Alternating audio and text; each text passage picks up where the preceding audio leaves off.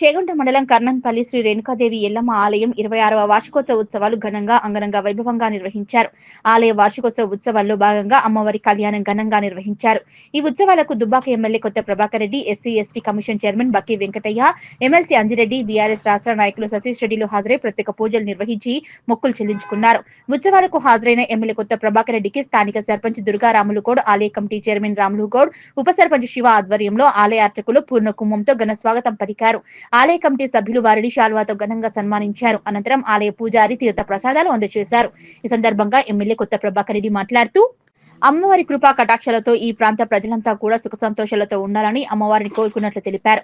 ప్రతి సంవత్సరం ఉత్సవాలు ఘనంగా నిర్వహించడం జరుగుతుందని, అమ్మ దయ ఉంటే అన్ని ఉన్నట్లే అని, ప్రతి సంవత్సరం కూడా భక్తుల రద్దీ పెరుగుతుందని, అమ్మవారిని కరుణా కటాక్షాలు ప్రజలందరిపై ఉండాలని అమ్మవారిని కోరుకున్నట్లు తెలిపారు.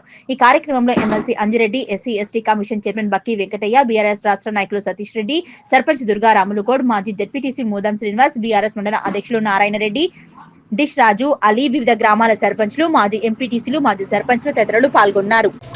కర్ణాలపల్లి రేణుకా ఎల్లమ్మ తల్లికి ప్రతి సంవత్సరము చేసే ఉత్సవాల్లో మరి ఈరోజు కూడా అంగరంగ వైభవంగా మరి కనీ విని ఎరగని రీతిలో అమ్మవారి దర్శనానికి మరి వేలాది భక్తులు రావడం జరిగింది.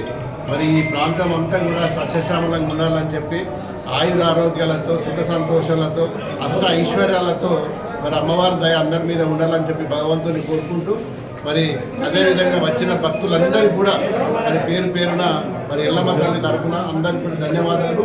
ఈ కార్యనిర్వాహకు సంబంధించిన ప్రతి సభ్యులు మరి అదేవిధంగా మా రాముడు గారు, మిగతా సభ్యులు అందరికీ పేరు పేరున మరి ఉత్సవానికి ఇచ్చేసిన ప్రతి ఒక్కరికి కూడా ధన్యవాదాలు. Thank you.